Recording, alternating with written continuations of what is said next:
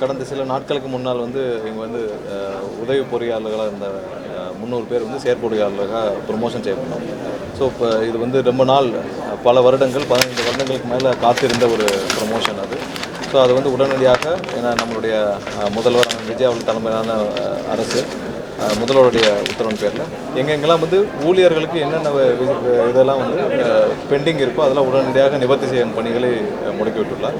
எல்லா இடத்துலையும் எங்கெங்கெல்லாம் லாங் பெண்டிங் ப்ரொமோஷன்ஸு என்னென்ன தேவைகளோ எல்லாத்தையும் உடனடியாக செய்யும் பணிகளை மேற்கொண்டுள்ளோம். ஏன்னா மின்சார வாரியத்தில் நம்மளுடைய இந்த துறையில் கண்டிப்பாக ஊழியர்களுடைய சேவை மிகப்பெரியது. ஏன்னா இங்கே வந்து ஒவ்வொருத்தரும் வந்து அதிகப்படியான பணிச்சுமையில் இருக்காங்க. ஸோ அவங்களுக்கு தேவையான வகையில் அவங்களுடைய ப்ரொமோஷன்ஸ் என்னென்ன பெண்டிங் இருக்கோ லாங் டைமில் இதெல்லாம் கோர்ட்டுக்கு சென்று பல முறை அவங்க போராடி கோர்ட்டு செஞ்சு பல போராட்டங்களை நடத்தி அதுக்கப்புறம் வந்திருக்காங்க.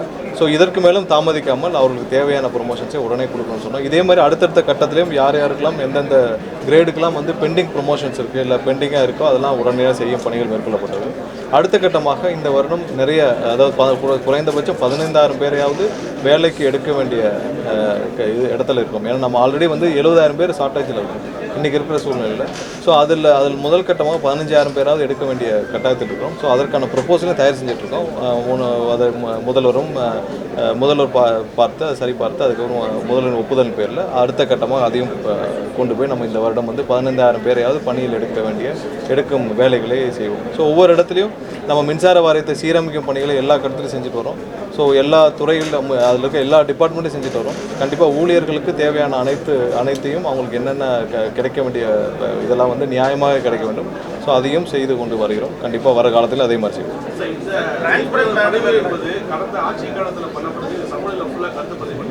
ப்ரமோஷன்ஸு இப்போ தான் இனிஷியேட் பண்ணிச்சோம். இப்போ இனிஷியேட் பண்ணி ஒரு வாரத்தெல்லாம் கொடுக்கப்பட்டுச்சு. இது அவங்களுடைய இப்போ அவங்களே பேசியிருப்பாங்க. நீங்கள் முடிஞ்ச பிறகு எல்லாம் இங்கே இருக்கிற அனைத்து சேர்ப்பு யார் ப்ரொமோஷன் வாங்கலாம் அவங்கள்ட்ட நீங்களே பேசிக்கலாம். ஸோ இதெல்லாம் 15 வருஷமாக பெண்டிங் ப்ரொமோஷன். 15 வருஷமாக அவர்களும் கடுமையாக போராட்டு வராங்க.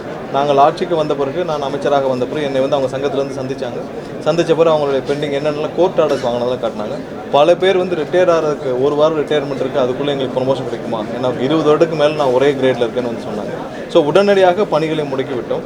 ஸோ ப்ரொமோஷன்ஸ் அவங்களுக்கு இவ்வளோ வருஷமாக பெண்டிங் இருக்குது, ஏன் இவ்வளோ கொடுக்கல? கோர்ட் ஆர்டர் வந்து இவ்வளோ வருஷங்கள் ஆச்சு. கோர்ட்டுக்கு அவங்க போக வேண்டிய அவசியம் இல்லை. எதற்காக நியாயமாக ஒருத்தருக்கு ப்ரொமோஷன் கிடைக்கும்னா அவங்க ஏன் கோர்ட்டுக்கு போய் சட்ட போராட்டம் நடத்தி அதற்கான ஆர்டர் வாங்கிட்டு வர வேண்டிய சூழ்நிலை நம்ம ஏன் உருவாக்கணும் ஃபஸ்ட்டு? ஸோ அவங்களுக்கு இந்தந்த வருஷத்தில் இந்தந்த கிரேடில் அவங்களுக்கு ப்ரொமோஷன் கிடைக்கும்னா அந்த ப்ரொமோஷன் அந்தந்த வருஷத்தில் கிடைச்சாகணும். ஸோ அதற்கான சூழ்நிலை உருவாக்க வேண்டியது அது அரசுடைய கடமை. ஸோ அதை நம்ம செய்ய தவறிவிட்டு அவங்க கோர்ட்டெல்லாம் போய் கஷ்டப்பட்டு போராடி ஆர்டர் வாங்கிட்டு வந்திருக்காங்க. அதற்கப்புறமும் இது வந்து பல காலதாமம் ஏற்பட்டது. ஸோ உடனடியாக கவனத்துக்கு கொண்டு வந்தவுடன் இது மாதிரி நிறைய கிரேடில் இந்த மாதிரியான ஒரு இதில் வந்து பெண்டிங் இருக்குது. மற்ற கிரேடில் இருக்குது. 2012 பேட்ச்லேயும் வந்து 700க்கும் மேற்பட்டவர் வந்து இருக்கிறாங்க. ஸோ அதிலேயே வந்து சீனியாரிட்டி பிரச்சனைன்னு சொல்லியிருந்தாங்க. ஸோ உடனடியாக கோர்ட் ஆர்டர் கடைசி என்ன இருக்கோ அதை பேஸ் பண்ணி அதில் என்ன மாதிரியான வழிகாட்டுதல் பண்ணியிருக்காங்க உடனடியாக ரிலீஸ் பண்ண சொல்லியிருக்காங்க. அதுக்கு நோட்டிஃபிகேஷன்ஸ் ஆல்ரெடி போயிடுச்சு. ஸோ எல்லா இடத்துலையும் எங்கெங்கெல்லாம் ஊழியர்களுக்கு பெண்டிங் இருக்கோ அதெல்லாம் உடனடியாக சரி பண்ணி அவங்களுக்கு தேவையான ப்ரொமோஷன்ஸு உத்தரவுகளை யாரெல்லாம் பணி நிரந்தரம் இல்லாமல் கஷ்டப்பட்டு இருக்காங்க என்னென்ன செய்ய முடியுமோ. ஸோ அரசால் எல்லாம் செய்ய முடியாது, பட் செய்ய முடிஞ்ச விஷயங்கள் உடனடியாக செஞ்சு கொடுக்கும்ல. ஸோ அதை தான் செஞ்சுருக்கோம். தென்மேற்கு பருவமழை பண்ணுற நடவடிக்கை எடுக்க சொல்லி செய்யப்பட்டிருக்காங்க. ஒரு புறம் வந்து மழையால பாதிப்பு வரும். ஆனால் இன்னுமே சென்னையை பொறுத்த வரைக்கும் அந்த ஹீட் நடனம் தொடர்ந்து மின்மாற்றிகள் நிறைய பிரச்சனை இருக்குது. இங்கே நம்ம என்ன பண்ண போகிறோம்? அங்கே எல்லா இடத்துலையும் இப்போ அதிகப்படியான குழுக்கள் அமைச்சிருக்கு. நேற்றுலாம் வந்து பார்த்திங்கன்னா இப்போ பெரம்பூர் ஒரு சில இடங்களில் 2 தெருவில் வந்து டிரான்ஸ்ஃபார்மர் இஷ்யூ வந்துச்சு. ஸோ ஃபியூஸ் ஆஃப் இருந்துச்சு. உடனே அதை வந்து சரி பண்ணுறதுக்கு 40 நிமிஷத்தில் சரி பண்ணாங்க. ஸோ எங்கெங்கெல்லாம் நம்ம குழுக்கள் அமைச்சு உடனடியாக சரி பண்ணுற பணியில் இருக்கிறாங்க, சரி பண்ணிடுறாங்க. ஸோ அதான் இப்போ சேர்மனும் பேச சொன்னாங்க. 4.5 லட்சம் மேற்பட்ட டிரான்ஸ்ஃபார்மர்ஸ் இருக்குது. இதில் வந்து எல்லாம் 20 வருஷத்துக்கு பழசு வந்து 60-70% மேலே வந்து 20 வருஷத்துக்கு பழைய டிரான்ஸ்ஃபார்மர்ஸ்.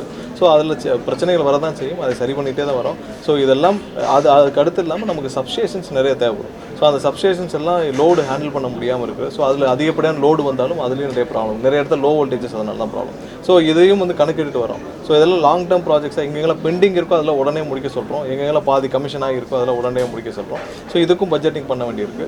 ஸோ இதெல்லாம் சரிபார்க்குற பணிகள் நடந்துகிட்ருக்கு. பட் என்ன இருந்தாலும் மக்களுக்கு தேவையான சேவைகள் எங்கேயும் பாதிக்கப்படக்கூடாது. ஸோ அங்கே இந்த எக்யூப்மெண்ட்ஸ் வரல இன்ஃப்ராஸ்ட்ரக்சர் லெவலில் பிரச்சனை டிரான்ஸ்ஃபார்மர் பிரச்சனைனா அங்கங்கே சரி பண்ணுற பணிகளில் குழுக்கள் அமைக்கப்பட்டு அவங்கெல்லாம் உடனடியாக சரி பண்ணிட்டு வராங்க.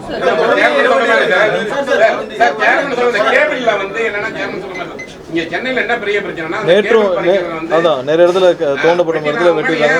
ஸோ இது வந்து கார்பரேஷன்லேயும் நம்ம ஏற்கனவே சொல்லியிருக்கோம். கார்பரேஷன்லேயும் யாராவது இந்த நிறுவனங்கள் அது தனியார் கான்ட்ராக்டர்ஸ் அவங்க ஏதாவது வேலையை எடுத்து அவங்க பண்ணியிருந்தாங்கன்னா அவங்க மீது ஃபைன் கொடுக்கும். ஃபைன் வச்சு கடுமையான வந்து ஃபைன்லாம் போடப்படும் சொல்லியிருக்கோம். அதையும் வந்து திரும்ப இம்ப்ளிமெண்ட் பண்ணுற வேலையாக இருக்கும். நேற்று ஒரு சில ஆவடி ஒரு சில இடத்துல இப்போ தான் எங்களுக்கு வீடியோ வந்து என்னன்னா வேண்டுமென்று ஒரு சில நபர்கள் வந்து அந்த ஃபியூஸ்லாம் பிடிங்கி திருடிட்டு போகிற மாதிரி. ஏன்னா ஒரு இடத்துல ரிப்பீட்டடாக திரும்ப பிரச்சனை வந்துட்டே இருக்குது. என்னென்னு சிசிடிவி அனைத்தையும் ஆராய்ந்த பொழுது அவர்களும் ஒரு சில பேர் வந்து நபர்கள் வேண்டுமென்று அதை வந்து திரும்ப திருடிட்டு போகிறதும் அதை எடுத்து அதை ஆஃப் பண்ணுறதும் பார்த்தோம். உடனடியாக காவல் நிலையத்தில் கம்ப்ளைண்ட் கொடுக்க சொல்லியிருக்கு. முடிஞ்ச உடனே காவல் நிலையத்தில் கம்ப்ளைண்ட் கொடுத்தப்போ நம்மளே அந்த வீடியோ வெளியிடுறோம். ஸோ நிறைய இடத்துல இந்த மாதிரி திட்டமிட்டவும் செய்யப்பட்டு வருகிறது. ஸோ அங்கங்கே வந்து இருக்கிற சிசிடிவி ஆதாரத்தின் அடிப்படையில் அதையும் கம்ப்ளைண்ட் கொடுக்கவும் சொல்லியிருக்கோம். ஸோ எங்கே ரிப்பீட்டடாக ஒரே இடத்துல ஒரே பேட்டர்னில் வருதுன்னா ஏன் இந்த மாதிரி வருது அப்படின்னு சொல்லி பார்க்குறப்ப அது ஒரு சில நபர்கள் வேண்டுமென்றே செய்தார்கள். அதையும் இப்போ சிசிடிவி ஆதாரம் வந்துருக்கு. ஸோ ரெண்டையும் பேலன்ஸ் பண்ணி போகிறோம். கண்டிப்பாக மக்களுக்கான முழு வீச்சில் மின்சார வாரியம் இயங்கிட்டு வருது. என்ன செய்யணும் இல்லை இப்போ ஒன்று கவனத்துக்கு வந்து சில மணி நேரம் இங்கே வர்றதுக்கு முன்னாடி ஒரு கம்ப்ளைண்ட் வந்தது. அதை கொடுக்க சொல்லியிருக்கோம். ஒவ்வொரு இடத்துலையும் அது இன்ஸ்ட்ரக்ஷன்ஸ் கொடுத்துருக்கோம். இல்லை இவரை இல்லை அந்தந்த ஏரியாக்களில் உடனடியாக அது சரிபார்க்கும் பணிகள் நேற்று 40 நிமிஷத்துக்குள்ளே சரிபார்க்கும் பணிகள் நடந்து முடிவடைந்துச்சு. ஸோ மக்களுக்கும் கண்டிப்பாக எதிர்பார்ப்புகள் அதிகமாக இருக்குது. ஸோ அவர்களுக்கும் தேவையான சேவைகளை செய்ய வேண்டிய கட்டாயத்தில் மின்சார வாரியம் உடனடியாக செய்யறதுக்கு தான் அதிக குழுக்களையும் அமைச்சிருக்கோம். கண்டிப்பாக வேறு காலங்களில் சீக்கிரம் அதை நிவர்த்தி செய்யும்.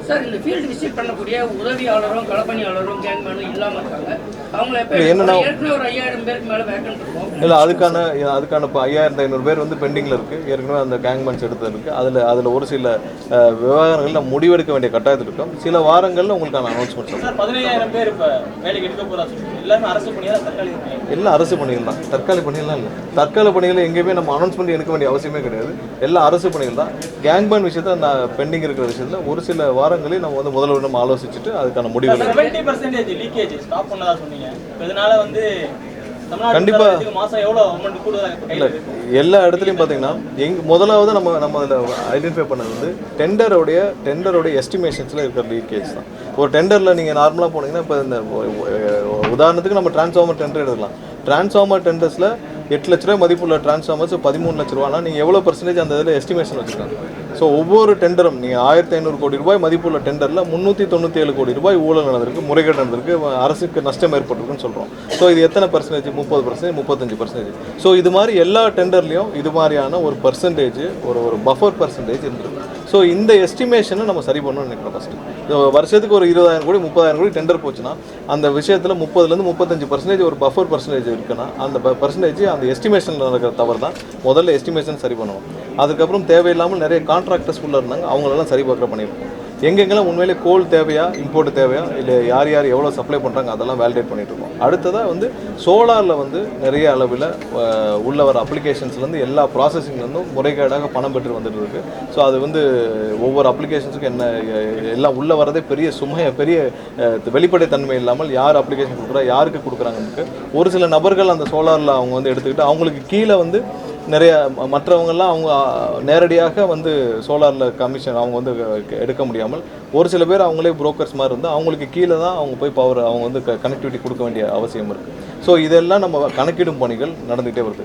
முதலாவது நம்ம பெருசாக தடுத்து நிறுத்தினது டெண்டரில் எஸ்டிமேஷன்ஸில் நடந்த தவறுகள். ஏன்னா எஸ்டிமேஷன் பாலிசி நம்ம டிஃபைன் பண்ணி ஆகணும். பாலிசி லெவலில் நம்ம கரெக்ஷன் பண்ணி ஆகணும். எஸ்டிமேஷன் எப்படி பண்ணணும்னு நம்ம ஒரு பாலிசி டிஃபைன் பண்ணணும். என்ன மார்க்கெட் வேல்யூ வச்சு பண்ண போகிறோமா, மேனுஃபேக்சர் ரேட் வச்சு பண்ண போகிறோமா, மற்ற ஸ்டேட்ஸை வேலிடேட் பண்ண போகிறோமா. ஸோ இதெல்லாம் தெளிவாக நம்ம திட்டமிட்டு ஒரு பாலிசி உருவாக்கியிருக்கோம். 3 கமிட்டிகளை உருவாக்கியிருக்கோம். இந்த 3 கமிட்டிகளும் சேர்ந்து தான் இனிமேல் ஒரு எஸ்டிமேஷனை பண்ண முடியும். முன்னாடி எப்படி பண்ணிட்டு இருந்தாங்கன்னா பழைய பிஓ பேஸ் பண்ணி இல்லை அதர் ஸ்டேட்டை பார்த்து. ஸோ இது ரெண்டும் ஒரு சரியான நடைமுறை கிடையாது. இப்போ நம்ம 13 லட்ச ரூபாய்க்கு டெண்டர் கோட் பண்ணோம். இதை பார்த்து வேறு ஏதாவது ஸ்டேட் எடுக்க முடியுமா? வேறு ஸ்டேட் ஒரு டிஃபைன் பண்ண முடியுமா? வேறு ஸ்டேட் நாங்கள் கேட்டால் தமிழ்நாட்டில் இந்த ரேட்டை போட்டாங்க நாங்களும் போடணும்னு சொல்ல முடியுமா?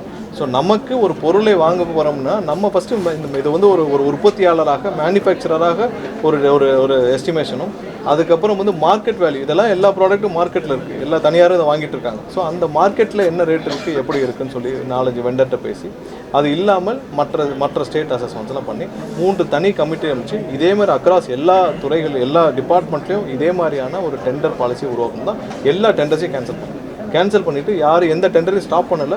இனிமேல் நீங்கள் டெண்டர் ஃப்ளோட் பண்ணும்போது இந்த மாதிரியான ஒரு 3 கமிட்டிகள் வைத்து அந்த கமிட்டிகள் கொடுக்கும் ஒரு எஸ்டிமேஷனை அடுத்த கட்டமாக நீங்கள் வந்து போர்டுக்கு அனுப்புங்க. அங்கே வந்து போர்டில் அதெல்லாம் வேலிடேட் பண்ணி இதில் சரியான ரேட் எதுவோ அதை இது பண்ணணும். ஸோ இதிலே நேரடியாக 35% வந்து கண்டிப்பாக அரசுக்கு தான் லாபம் ஏற்படும். இது இல்லாமல் ஒவ்வொரு இடத்துலையும் எங்கெங்கெல்லாம் இது மாதிரியான லீக்கேஜஸ் இருந்துச்சோ அந்த லீக்கேஜஸ்லாம் கரெக்ட் பண்ணுற வேலையில் பண்ணிட்டு இருக்கோம்.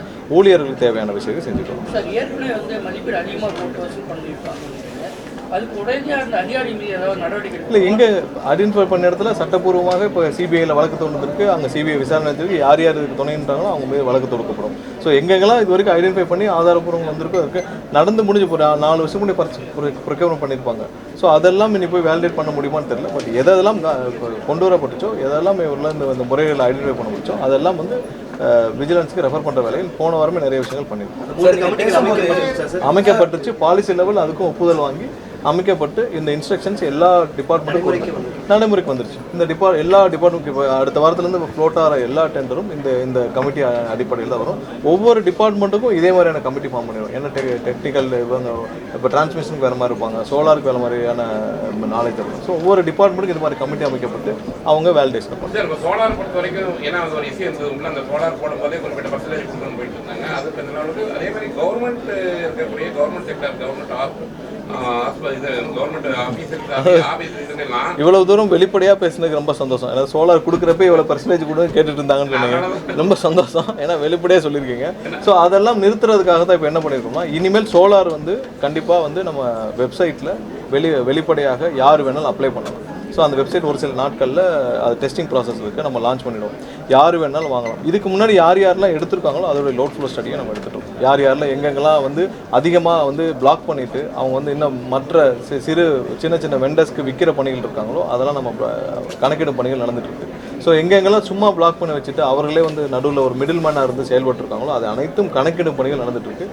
அதனால தான் போன தடவை வந்து 3 மாதம் 4 மாதங்களாக கொடுக்கப்பட்ட அனைத்தையும் நம்ம ஸ்டாப் பண்ணிவிட்டு வேலிடேஷன் பணிகள் செஞ்சோம்.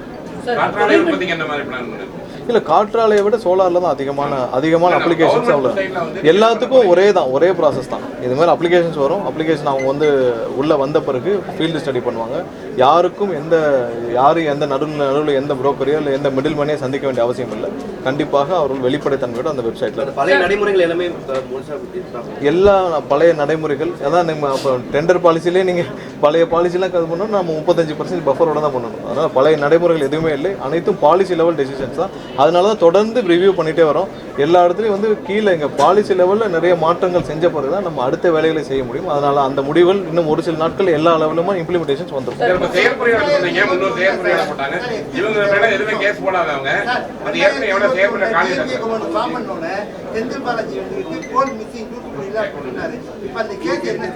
எந்த போல் மிஸ்ஸிங் கேஸா? கோல் மிஸ்ஸிங் கேஸா? நான் வேலிடேட் பண்ணி சொல்கிறேன் அந்த கேஸ் என்ன நிலைமை இருக்குன்ட்டு. கண்டிப்பாக இங்கேயும் வந்து எந்த அளவில் வந்து கோல்ஸ் பர்ச்சேஸ் பண்ணியிருக்கு, எவ்வளோ பர்ச்சேஸ் பண்ணியிருக்காங்க, எவ்வளோ இம்போர்ட் பண்ணியிருக்கு, இதெல்லாம் வேலிடேஷன் பண்ணி இப்போ நடந்துட்டு இருக்கு. ஏன்னா வந்தோடனே அனைத்து துறைகளையும் ஸ்டாக் வேலிடேஷனும் பண்ணிட்டு இருக்கோம். ஏன்னா இப்போ என்னென்ன ஸ்டாக்கில் இருக்குது, ஏன்னா நிறைய இடத்துல நிறைய பர்ச்சேசஸ் நடந்துட்டு இருக்கு. ஸ்டாக் வேலிடேஷன் பணிகளையும் நம்ம எல்லா டிபார்ட்மெண்ட்டும் சொல்லி துவக்கியிருக்கோம். கண்டிப்பாக ஒரு சில வாரங்களில் என்ன இருக்குது என்ன இல்லைன்னு தெரிஞ்சு இதையும் நான் செக் பண்ணிட்டு சொல்கிறேன். இல்லை, அதுக்கான பணிகள் துவங்கி விட்டுச்சு. இன்னொரு அதுக்கான ப்ராசஸ்லாம் இருக்குது. விரைவில் ஃபில் பண்ணிடுவோம். இன்னும் 2 மெம்பரை ஃபில் பண்ணுறோம். மின்சார வாரியத்தில் பார்த்தீங்கன்னா பெரும்பாலான துணை மின் நிலையங்கள் தனியார் மூலியமாக பராமரிக்கிறாங்க. அது எப்படி பண்ண போகிறோம்? அதே போல் ரிட்டையர்ட் ஆனவங்களை வச்சு பராமரிக்கிறோம். இல்லை, தேவையான இடத்துல யார் எக்ஸ்டர்னல் கான்ட்ராக்டர்ஸ் இருக்காங்களோ அதெல்லாம் கணக்கிட்டு வரும். தேவையில்லாத இடத்துல யார் இருக்காங்களோ யாரெல்லாம் அதிகப்படியான பணிகள் கொடுக்கப்பட்டு நிறைய லாபங்கள் தனியார் லாபங்கள் சம்பாதிக்கும் அளவுக்கு எங்கெங்கெல்லாம் கணக்கிடும் பணிகள் நடந்துட்டு இருக்கும். எல்லா இடத்துலையும், அதாவது தெர்மல் இருக்கிற இடத்துல இன்னைக்கு தான் எடுத்து பார்த்துட்டு இருக்கோம். கண்டிப்பாக வேலிடேட் பண்ணிட்டு தேவையில்லாத கான்ட்ராக்டர்ஸ் எல்லாம் வெளியேற்றப்படுவோம். சார், நீங்கள் பேசும்போது இன்னும் கொஞ்ச நாள் விட்டுருந்தா இபிஐ தனியாக போய் ஆக்கிப்பாங்க அப்படின்ட்டு கடந்த ஆட்சியில் அதுக்கான நடவடிக்கைலாம் ஸ்டார்ட் பண்ணிட்டாங்கன்னு எடுத்துக்கலாமா சார்? இல்லை, கடந்த ஆட்சியில் ஸ்டார்ட் பண்ணாங்கன்னு இல்லை, அவங்களுடைய செயல்பாடுகள் அந்த மாதிரி இருந்துச்சு. துறை வந்து எவ்வளோ மோசமாக இருந்துச்சுன்னு நீங்கள் எல்லாம் பார்த்துருப்பீங்க. எவ்வளோ மோசமாக போயிட்டு இருந்துச்சுன்னு பார்த்துருப்போம். இன்னும் இது வந்து இன்னொரு 3 லட்சம் கோடி 4 லட்சம் கோடி கடனை தாண்டி இருந்தால் இந்த நிறுவனம் வந்து நீங்கள் அதுக்கப்புறம் சஸ்டெயின் பண்ணிக்கல. அதுக்கப்புறம் 51% பங்குகளையோ இல்லை 60% பங்குகளையோ நம்ம தனியாருக்கு கொடுத்துட்டு நம்ம பேசாமல் விலை இருக்கிறதா சூழ்நிலை தான் ஏற்பட்டிருக்கும். ஸோ அது நடக்காமல் இருக்க தான் கண்டிப்பாக இந்த நேரத்தில் சரியான நேரத்தில் நம்மளுடைய அரசு இந்த துறையை எடுத்து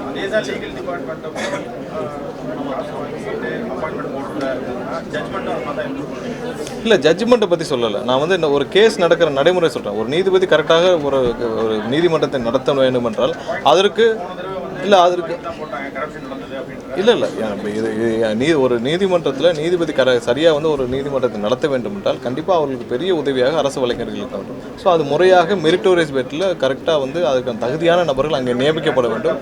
கண்டிப்பாக டிரான்ஸ்பரண்ட்டாக போட்டிருக்கோம்.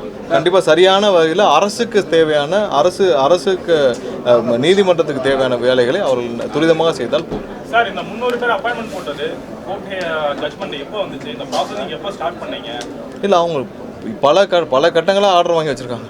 ஸோ அந்த ஆர்டருக்கு இது மாதிரி எல்லா கிரேட்லேயும் அவங்களுக்கான ஆர்டர் இருக்குது. கேங் மேலே எல்லாருக்கும் ஆர்டர் இருக்குது. போன வாரம் தான் ஜட்ஜ்மெண்ட்டில் வந்து 6 மாதத்துக்கு முன்னாடியே வந்துருச்சு.